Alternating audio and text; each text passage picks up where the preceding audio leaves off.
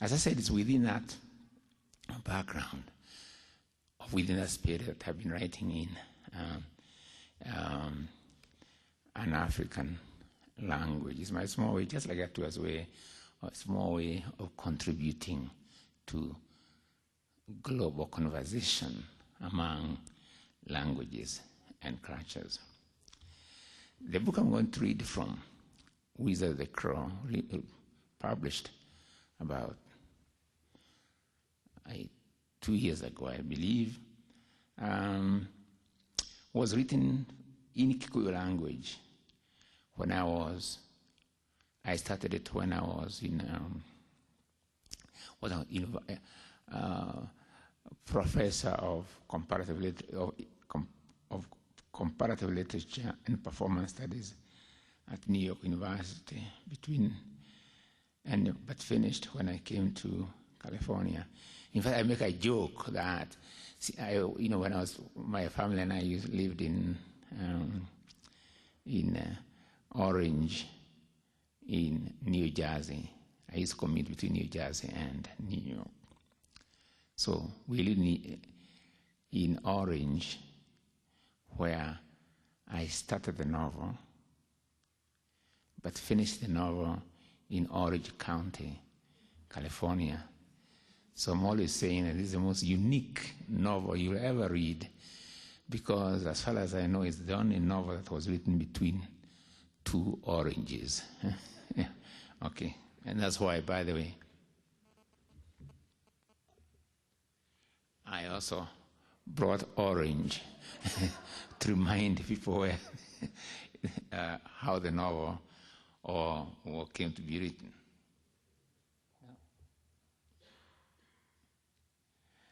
The novel really reflects, I'll talk a little bit more about it, but just now I want to show its connection with the world of languages in this sense, not only because I wrote it in Kikuyu language, but also in terms of the kind of world it's trying to reflect.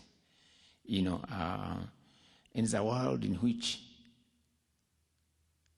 there are a few rich nations and a majority of poor nations, and poor social classes within nations, and a majority of poor people within nations. This system in the novel that I call Corpolonialism. That's corporate colonialism, but it's the same thing, collapse into Corpolonialism. What is this colonialism? The novel is set in a fictional African country called Africa. And let me see. Yeah, that's it. Called Africa. It's ruled by a dictator or a ruler who simply calls himself the ruler. And he has a very wonderful economic scheme to build the tallest building in the world. So tall that it's going to reach heaven. So it cannot be on the same residential neighborhood as the only other being who lives in heaven, that is God. So they can have neighborly talks now and then across a garden that probably separates their two residences. But how is he going to get the money for building what he calls marching to heaven? Of course, the people of Africa, he'll borrow money from the global bank. But who is going to pay for the principles, the interest, and so on? Of course, the people of Africa.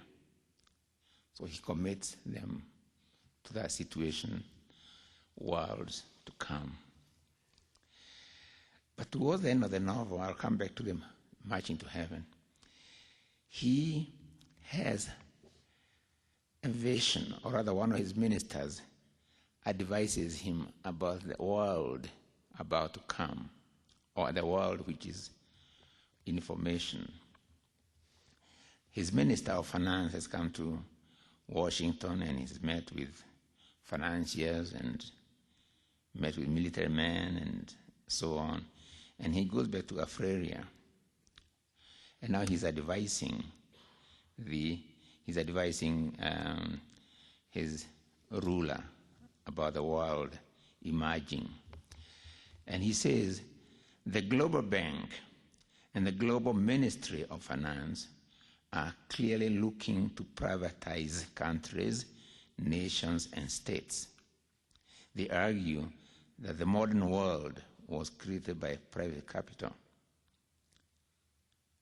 What private capital did in 19th century, it can do so again. Own and reshape the third world in the image of the West without the slightest blot, blemish, or blotch. NGOs will do what the missionary charities did in the past. That's help in lessening social pressure. The world will become one corporate globe divided into the incorporating and the incorporated.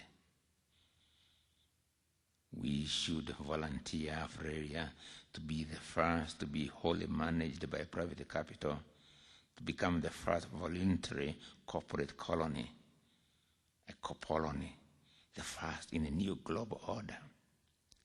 With the privatization of Australia, and with NGOs relieving us of social services, the country becomes your real estate.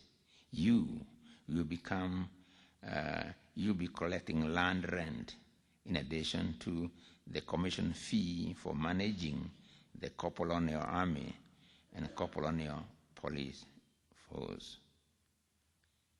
And the Corpolonial powers will reward you as a modern visionary. As I said, that system which he calls Corpolonialism is a system in which the hierarchy of a small group of very powerful nations, wealthy nations, a majority of poor nations. And within each nation, powerful social classes, but minor, and at the bottom, the homeless, the beggar, the prisoner, and all that. You know, two divisions between nations and within nations.